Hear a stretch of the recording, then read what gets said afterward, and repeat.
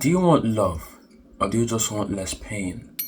Oftentimes, I meet people who love to say, I just want love. I need love. But oftentimes, I believe that those people are just really, really hurt people. They're coming from a place of pain. And they're actually hiding the fact that they need healing with their own desire for love. And they're actually hoping that they've come from a place of pain and love is going to be that place of beauty with no pain. But that isn't true. Love is even more pain. In fact, someone once said to love is to suffer.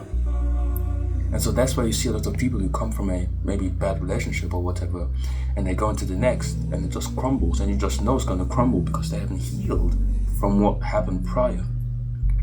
And because they thought that love was going to be no pain, but in fact it was more pain. You see, something I love to say is that love is a contract, a bond, a relationship, a friendship, any type of connection that you have with a person is a contract.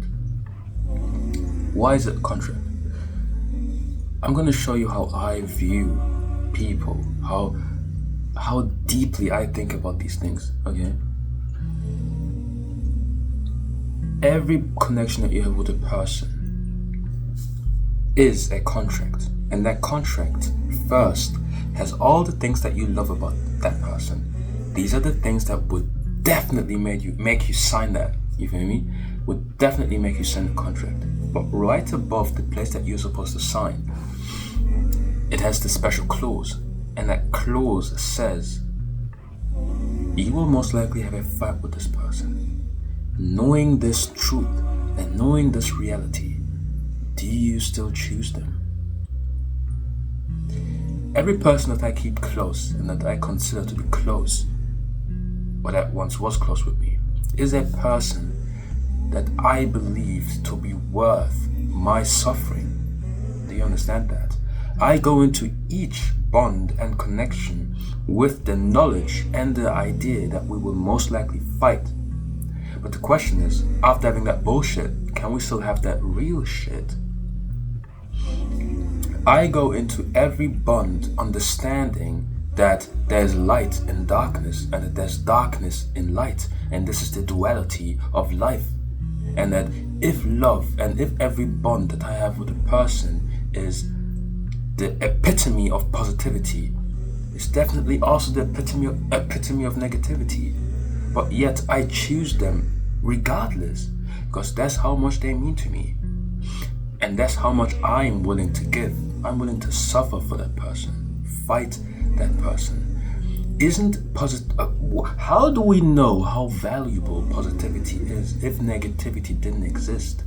We believe relationships to be so positive and loving, but how do we know that if the hardships in those relationships didn't exist? It is these things, it is negativity that first gives positivity its value. And so, if you're going into a relationship, a bond, a connection with a person, if you're looking for any type of love after coming from a place of pain and you're thinking that it's going to be less pain, you're mistaken.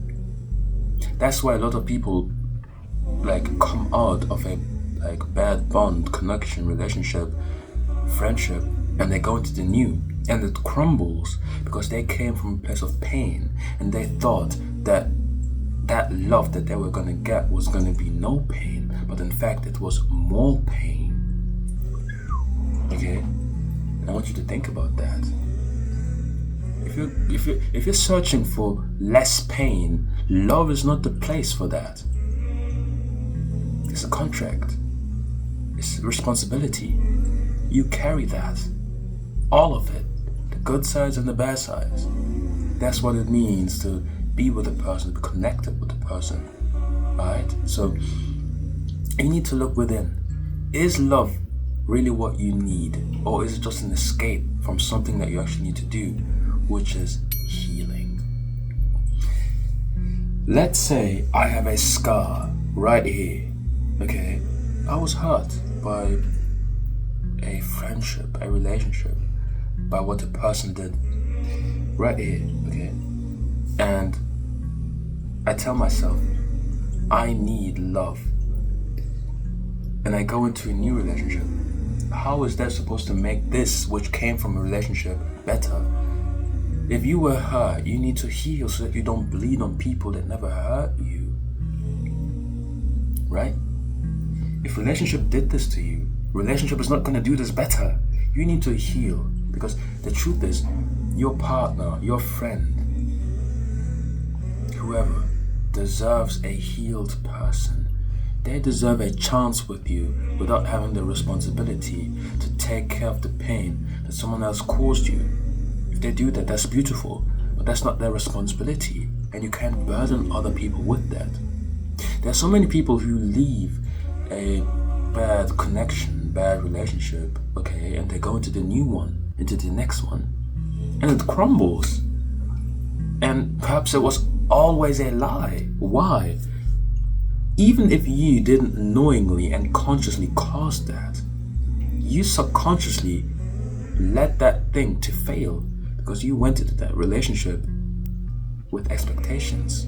You already had a vision of love. How do you know that person is the same one? Right? So, do you really need love, or do you just need less pain? And if the answer is less pain, then the truth is that you actually need to heal, and that you never needed love. And that love would have just continued to destroy you even further. Love is great, but love can destroy. Even good things can be toxic if they're given at the wrong time, right?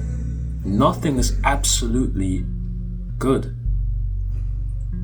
I mean it. Nothing is absolutely always 100% good. So when you say, I just want love, is that really what you need in that moment, right?